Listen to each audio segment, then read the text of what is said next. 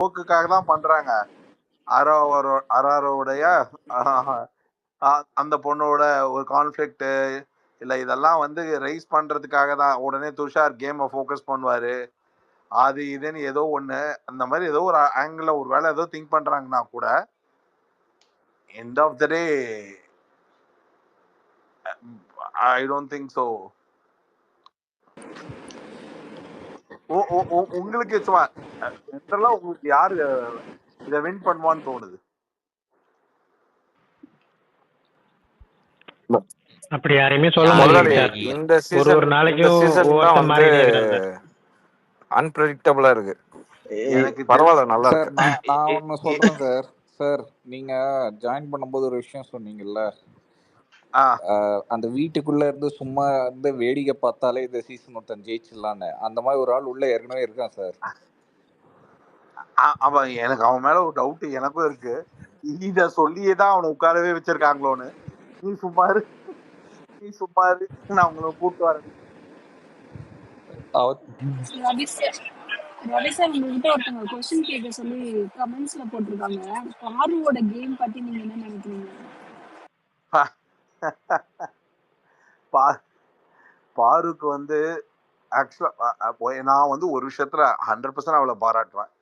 கண்டிப்பா நாம பண்றதெல்லாம் கரெக்ட் இல்லைன்னு ஊர்ல இருக்க எல்லாரையும் ரொம்ப கரெக்டா அவங்க பண்றதெல்லாம் கரெக்ட் இல்லைன்னு ஊர்ல இருக்க எல்லாரையும் கரெக்டா பார்த்து தான் பண்ற எல்லா விஷயமும் கரெக்ட்னு பண்ணிட்டு இருக்க பாருக்கு ரொம்ப கரெக்டா தெரியும். இந்த ஷோ இவ்வளவு ஹார்ட் ஹிட்டிங்கா நம்ம வந்து ப்ரோமோல வருவோம், கண்டென்ட்ல வருவோம். அந்த பொண்ணுக்கு வந்து இந்த வெளியில பேசுற விமர்சனங்கள் மேல ஒரு பர்சன்ட்டுக்கு கூட கேர் இல்லை. இப்போ ஃபார் எக்ஸாம்பிள் ஒரு ஜூலியோ இல்லை ஒரு சில பேரோ வந்து இதெல்லாம் அஃபண்ட் ஆயிடுவாங்க. இந்த மாதிரியான இந்த பொண்ணு டெலிபரேட் அட்டம்ப்ட்ல ஒர்க் பண்ணிக்கிட்டு இருக்கு. ஸோ இதுக்கு ஒரு ஸ்ட்ராங்கான மைண்ட் வேணும். இப்போ வெளியில ஒரு மாதிரி எப்படிப்பட்ட போர்ட்ரேல் இருந்தாலும் அந்த போர்ட்ரேல எதிர்கொள்ற அந்த ஒரு தாட், ஐ மீன் லைக் யூனோ, அது ஒரு தனி இது வேணும், ஒரு கட்ஸ் வேணும். அந்த ஒரு தன்மையை தவிர மிச்சபடி இந்த ஷோல இந்த பொண்ணு பண்றத பார்த்தா ஒரே ஒரு விஷயம் தான். இந்த பொண்ணு பண்றத பார்த்தா இந்த பொண்ணு யாரெல்லாம் ஜெயிக்கிறதுக்கு வாய்ப்பு இருந்தரலாம் இருக்கிறவங்களுடைய ஒரிஜினல் கலரை பேசி உடைச்சு தெரிஞ்சு சபரி ஒரு மாதிரி கண்ட்ரோல்டா இருந்தாரு, உடச்சு வெளில கொண்டு வந்துருச்சு. அதுக்கப்புறம் இவன் அது இன்னொரு கேரக்டர் ஒருத்தாரு கண்ட்ரோல்டா இருந்தாரு. இந்த மாதிரி அந்த மாதிரியான பீப்புளை பேசி இரிட்டேட் பண்ணி ஒரு ஃபீமேல் கேரக்டர் எல்லாரையும் இரிட்டேட் பண்ணி ஒரு மாதிரி அடிச்சு தள்ளி வெளில கொண்டு வருது. அந்த ஒரு விதத்துல பாரோடைய கேம் வந்து பாராட்டணும். சில பேர் ஃபேக்கா ஒரு மாதிரி குட்வில்ல ரொம்ப குட் ஹேண்டடா டிராவல் பண்ணிடலாம் நினைக்கக்கூடிய ஒரு விஷயத்த உடைக்குது. இன்னொன்னு சேனல் சொல்லி ஓடிக்குது. இதுக்கெல்லாம் கொஞ்சம் தனி கட்ஸ் வேணும் அந்த வில்லனிசம் பண்றதுக்கு. மற்றபடி பேரு சும்மா லெஃப்ட் ரைட்டு ஊர்ல இருக்கிற எல்லா சாபத்தையும் வாங்கிக்கிட்டு இருக்கு. But one way or other no, I mean இரிட்டேட்டிங்கா அனாயிங்கா ஆடுற ஒரு கேம்ல ஒரு நிஜம் ஃபேக்ட் என்னன்னா இது ஒரு ஃபேக்கான ஷோ. இந்த ஃபேக்கான ஷோவை ப்ரூவ் பண்ற ஒரு தியரி இருக்குல்ல, இது ஒரு ஃபேக்கு, இந்த ஷோ ஃபேக்கு, இந்த ஷோல இவ்வளவு சீன் இல்லை, இந்த ஷோல திவாகரோட சேர்ந்து பண்ற கேம் திவாகருக்கு, அதாவது திவாகர் மைலேஜ்ல பாருவா இல்ல பாருவோட மைலேஜ்ல திவாகரான்ற இந்த கேம் ஒரு பீரியடுக்கு அப்புறம் இவன் மாத்துவான்றதுல எனக்கு அவ்வளவு பெரிய நம்பிக்கை இருக்கு. அண்ட் அதர் வே அரவுண்ட் இந்த பொண்ணுக்கு இருக்கிற கட்ஸ் அங்க இருக்க யாருக்குமே கிடையாது. பீயிங் மென் ஆர் விமன் அங்க இருக்கிற ரெண்டு பேர்லயும் இந்த பொண்ணு மாதிரி பேசி கேம் ஆடுறதுக்கு அங்க யாருக்குமே தைரியம் கிடையாது. சொல்லுங்க. ஒரே நிமிஷம் bro. Sir master Beast hand rice பண்ணிருக்கோம், சொல்லுங்க. மாத் ப்ரோ, நான் டிஎம் பண்ணன ஒரு நேம், அந்த நேம் இருக்குதான்னு பாருங்க நெக்ஸ்ட் வீக் வைல்ட் கார்டு லிஸ்ட்ல.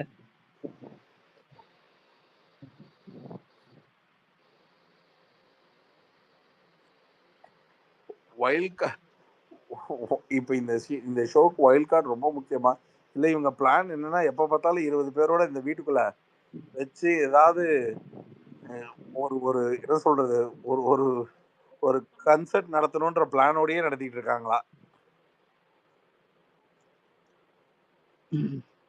இந்த ஆனா ஒரு 90% கன்ஃபார்ம் பண்ணிடலாமா இந்த சீசன் ஃபெயிலியர்ன்ட்டு சார்? இப்பதானங்க ஆரம்பிச்சிருக்கு அதுக்குள்ள என்ன 90% சொல்லக்கூடாது, அது 99.9 சொல்லணும். நீங்க போன சீசன்ல வந்து ஒரு நடுவுல அந்த அவங்க கிரியேட் பண்ண கான்செப்ட் ஃபெயிலியர் ஆகி அந்த கான்செப்டை ரிவைவ் பண்ணி கேமை எப்படியாவது உள்ள இம்ப்ரோவைஸ் பண்ணி கொண்டு வந்தாங்க. அதுல ஒரு விஷயம் என்னன்னா ஷோ டெக்காரமை மெயின்டைன் பண்ணக்கூடிய ஒரு க்ரௌட் உள்ள இருந்தது. ரெண்டாவது ஐக்கியூ நல்லா இருந்தது. அதனால கேமை தள்ளிட்டு போறதுக்கு நிறைய வாய்ப்புகள் எல்லாருமே ஒரு மாதிரி கிரியேட் பண்ணாங்க. Neither it be each and every single. ரெண்டாவது வைல்ட் கார்டில் ரயான் மாதிரியான ஒரு பர்சனாலிட்டி, இந்த மாதிரி ஒரு ஒரு நம்ம உள்ள யாரை புதுசா பார்க்குறோமோ அவங்க நமக்குள்ள வந்து ஒரு ஒரு ஒரு ஃபீலை ரெக்ரியேட் பண்ணாங்க. மஞ்சரியா இருக்கட்டும், இல்லை யாரா வேணா இருக்கட்டும், லெட் இட் பி. இப்போ இருக்கிற கேமோடைய பாயிண்ட்ல வந்து எப்படின்னா இவங்க கிட்டக்க இன்னும் பிக் பாஸ் ஷோவோடைய புரிதல் இல்லை. அதுக்கு மெயின் காரணம் என்னன்னா இந்த ஷோவோடைய அவங்களோட thought process, how to capitalise the show வந்து ரொம்ப தப்பா இருக்கு. அவங்க யாருக்குமே தன் சுய ரெஸ்பெக்ட் மேல எந்த ஒரு இடத்துலையும் ஒரு பாயிண்ட் அளவுக்கு கூட ஒரு fear factor towards to the career க்ரோத்துக்கான பாயிண்ட் அப்படின்றது வந்து செகண்டரி. இந்த ஷோவால ஒரு கரியர் க்ரோத்தும் கிடையாது. ஆனா இந்த ஷோவால ஒரு kind of a character and behaviour respect வந்து ஒரு அபிப்பிராயம் இருக்கும். பொதுவாக முக்கால்வாசி பீப்புளுக்கு யூடியூப்லயும் டிஜிட்டல் மீடியாலையும் பார்க்குற ஒரே கனெக்ட் தான். அதில் ஒரு ரிலேஷன்ஷிப்பை விர்ச்சுவலா என்கேஜ் பண்ணிட்டு அவங்க மேல ஒரு அபிப்பிராயம், ஃபேனு, ஃபாலோயரு, ரசிகர் இப்படின்னு கனெக்ட் ஆகிற பீப்புளுக்கு இந்த மாதிரி கன்றாவியா பண்ணா ஏன்டா இருக்கும். இப்போ இது வந்து ஆக்சுவலா 10:30க்கு நான் அது டெலிகாஸ்ட் பண்ணிட்டாங்களான்னு தெரில. கூல் சுரேஷை இன்டர்வியூ பண்ணியிருக்கேன். கூல் சுரேஷ் வந்து பிக் பாஸ் அவரோட சீசன்ல நடந்த எல்லா உண்மையும் பிளஸ் ஃபாலோடு பை எல்லா அசிங்கத்தையும் விட்டு கிளின்னு அந்த ஆள் வைரல் ஆக்குறேன்னு இது எல்லா உண்மையும் சொல்லிட்டான். எனக்கு எதை எடிட் பண்றது எதை போடுறதுன்னே தெரில. பாருங்க, மாயா சீசன்ல நடந்த பல ரகசியங்கள் பிளஸ் இந்த ஷோல இந்த சீசன்ல நடக்கிறதெல்லாம் தலைவன் பேசின ரகமே வேற. அதுல வேற எல்லாத்துக்கும் மேல இந்த ஷோவை வந்து அவர் அடுத்த வருஷம் சிஎம் ஆனா தடை செய்யறதுக்கு ரெடியா இருக்காராம். அது வேறயா சிஎம் அவர போறாரா அடுத்த அதாவது நான் சிஎம் ஆனானோ போட போற முதல் கையெழுத்து இதுதான் அப்படின்னாரு. செய்யுங்க.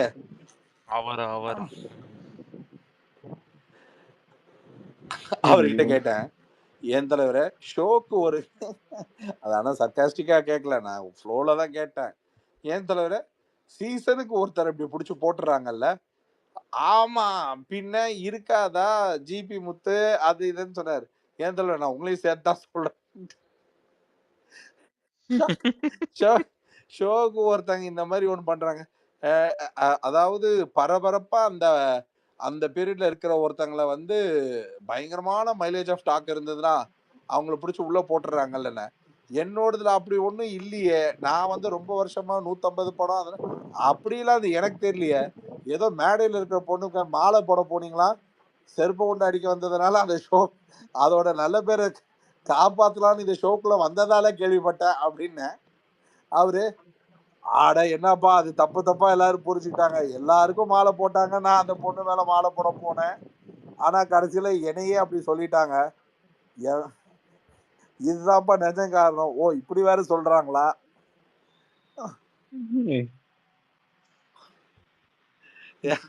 அவர் வந்து முற்றிலும் ஹார்ட்கோர் திவாகர் ஃபேனா அவரு. இந்த ஷோ அவரு உடல் மண்ணுக்கு உயிர் திவாகருக்குன்றார். அப்ப டைட்டில் வாங்கும்போது அவரையும் சேர்த்து கூட்டி டைட்டில் அவருக்கு தான். இது இல்லாம வேற யாருக்காவது கொடுத்துட்டாங்கன்னா இந்த ஷோவே வேஸ்ட். இல்ல இந்த ஷோல ஒருத்தருக்கும் இல்ல டேஸ்ட். அவர் ஒண்ணு பண்ணுவார்ல, நான் நினைச்சேன் ஐயோ என்னுடைய மிச்சம் இருக்கிற மானமும் போயிடும் போல் இருக்கே. இவர் பேசி முடிக்கிறதுக்குள்ள எனக்கெல்லாம் வெறுத்துருச்சு. ஆனா உண்மையிலே சார் இந்த 2 வாரம் புஷ் பண்ணி கொண்டு வந்ததுல திவாகர், பார்வதி, அப்புறம் வினோத் இவங்க 3 பேரை கண்டிப்பா பாராட்டியே ஆகணும். வினோத் எல்லாம் பாத்தீங்கன்னு வச்சுக்கோங்க கண்டென்ட் என்ன கண்டென்ட்னே திவாகர், பார்வதி இவங்க 2 பேர்ல நீங்க பார்வதியை திவாகரோட ஒப்பிடவே கூடாது. பார்வதி கண்டென்ட் கொடுக்குறாங்க, திவாகர் கண்டென்ட் எடுக்கிறார். கொடுக்கறதுக்கும் எடுக்கிறதுக்கும் இருக்கிற டிஃபரன்ஸ் எப்படின்னா, இப்போ திவாகர் வந்து உள்ள வந்தோடனே அங்க இருக்கிற எவனாச்சும் ஒரு 10 நிமிஷம் உட்காந்து யோசிச்சு திவாகர் கூட கேம் விளையாடுறதுனால நமக்கு பிளஸ் மைனஸ் என்னன்னு யோசிச்சு திவாகர் வந்து ஒரு அறிவு சார்ந்த உரையாடல் வரும், அதனால நம்மளோட அறிவு வெளியில பெரிதளவு பேசப்படும் நினைச்சு ஒண்ணு அப்படி அட்டாக் பண்ணோம். இல்ல அவரு ஒண்ணு ட்ரை பண்றாருல அதை கண்டுக்காம போயிட்டா அவர் கொஞ்ச நேரத்துல சுத்தி ஓடுற கேமரா ஓடாத கேமரா எல்லாத்தையும் சொல்லி கடைசியில டயர்டாகி அவரே உட்காந்துருவாரு. நம்ம வேற யார் கூட கண்டென்ட் பண்ணிக்கலாம் இவங்க எழுச்சி போயிடணும். ரெண்டும் பண்ண மாட்டேங்கிறாங்க. அவங்கெல்லாம் என்ன நினைச்சிட்டு இருக்காங்களா, எல்லாத்துலயும் எல்லாரும் திவாகர் கிட்ட பேசுறாங்க, அதெல்லாம் நாமளும் திவாகர் கிட்ட பேசினாதான் கண்டென்ட் வரும்ட்டு எல்லாம் லூஸ் மாதிரி போய் திவாகர் கிட்டயே போய் நின்னா அது 2 நாள்ல ஷோ பூரா திவாகர் டேக் ஓவர் பண்ணிட்டாரு. அதனாலதான் இப்ப திவாகர் யாராச்சும் ஒருத்தர் திவாகரை விட்டுட்டு மத்த வேலையை பார்க்கலான்னு ஒருத்தனாவது யோசிக்கிறானா, அது வேற ஒருத்தன் யோசிக்கிறான். ஆக்சுவலா அவன் பிரமாதமா யோசிக்கிறான், நைஸா உட்காந்துட்டு நீடில் மாதிரி குத்தி கரெக்டா யோசிக்கிறான். முன்னையும் விளையாண்டு பின்னையும் விளையாண்டு பார்ப்பான். ஆனா அவன் வாய் திறந்து விளையாடலன்னா இப்போதைக்கு அந்த கேம் சூடு பிடிக்காதேன்னு, அவன் கேம் வர்ற வரைக்கும் வெளில தெரியாதுன்னு அப்படி யாராச்சும் விளையாண்டதான் உண்டு. சும்மா திவாகர்னு எல்லாரும் இவனுங்களே கூட்டு போய் திவாகரை திவாகர் கண்டென்ட் கொடுக்குறாருன்ற மாதிரி கொண்டு போயிட்டாங்க. ஆக்சுவலா எல்லாருக்கும் கண்டென்ட் தேவைன்னு வந்து திவாகரை தோடுறாங்க. கண்டென்ட் கொடுக்கறது வந்து பார்வதி தான் ஆக்சுவலா. அது ஓகே, அது உண்மைதான். விக்கல்ஸ் வந்து அந்த ஒருத்தன்றது விக்கல்ஸ் தானே கரெக்டா சென்சிபிளா இருந்த மனுஷன். நேத்து எல்லாரும் வாழ்க்கையில வெங்காயம் உரிச்சு அழுதவங்கள பாத்திருக்கேன். தூக்கிட்டு போனதுக்கெல்லாமா அழுவாங்க? அது எவ்வளவு ஆர்டிபிஷியலா இருந்தது தெரியுமா அது. ஆனா அந்த இடத்துல அவர் வந்து ஆக்சுவலா வந்து விக்கல்ஸ் வந்து அது தப்பா எடுத்துக்கிட்டாரு. அந்த இதே புரிஞ்சுக்கல, அந்த இதுலதான் எழுதுறாருன்னு நான் நினைக்கிறேன். இல்ல அதுதான். பட் இது இட்ஸ் லைக் விக்கல் மாதிரியான ஒரு பர்சன் கிட்ட எதிர்பார்க்காத ஒரு டப்புன்னு அங்க இருக்கிறதே ஓரளவுக்கு எப்படி சொல்றது, இதெல்லாம் வந்து அவரோட ஷோல பண்ணிட்டு இருந்தாரு, அதனால அவருக்கு ஈஸியா இருக்கும் இந்த கேரக்டர் ஸ்கெட்ச் எல்லாம் நினைச்சேன். திடீர்னு கடைசியில அவரையே மாத்திட்டீங்களேடா, சம்பந்தமே இல்லாம உள்ள எடுத்துட்டு போன வெங்காயத்துக்காக விக்கி அழுகிறாரு. இதனாலேயே விக்ரம்னு அவரோட பேரை கன்ஃபார்ம் பண்ணிட்டார். சார் சபரி பத்தி என்ன நினைக்கிறீங்க?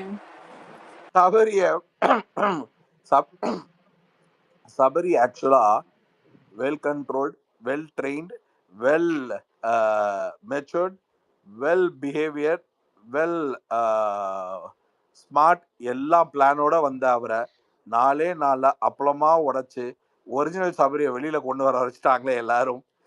சபரி மொத்தமா மாறி உண்மையான சபரி கொஞ்சம் கொஞ்சமா டெய்லி வெளியில வர்றாப்புல. எல்லாம் கரெக்ட். நல்லா ட்ரிகர் பண்றாங்கல்ல சபரி. அதான் அது பாரு வச்சு, தம்பி நீ இந்த சேனல் நீ யாரு, நீ என்ன பண்ணுவ, வந்தா என்ன பண்றுவ அப்படின்னு தெரிஞ்சு சும்மா பட்டுன்னு அடிச்சு சபரியோடைய ஒரிஜினல் ஃபேஸ படால். நான் ஒரிஜினல் சொல்றது எதுவும் நெகட்டிவா இல்லை, பட் ஒண்ணு இருக்குல்ல, இந்த ஷோக்காக தன்னை ஒரு மாதிரியான ஷேப்டா இருக்கணும். எனக்கு பார்வை பார்க்கும்போது ரஞ்சித் சார் இருக்கும் போது இல்லாம போயிட்டாங்களே, தலைவியால மட்டும்தான். ஆனா ஒண்ணும் முடியாது, தலைவிக்கு டஃப் கொடுப்பான் என் தலைவன். ஐயோ சார் அப்படிதான் நிறைய பேர் மீம்ஸ் எல்லாம் போட்டுட்டு இருக்காங்க. இந்த சீசன்ல ரஞ்சித் தெரிஞ்சிருந்தாருன்னா எல்லாரும் அப்பளம் ஆக்கி இருப்பாங்க. ரஞ்சித் இருந்தா திவாகர் சார் ரஞ்சித் எப்படி போயிருவோம் யோசிச்சு பாருங்க. நடிப்பு அரக்கன்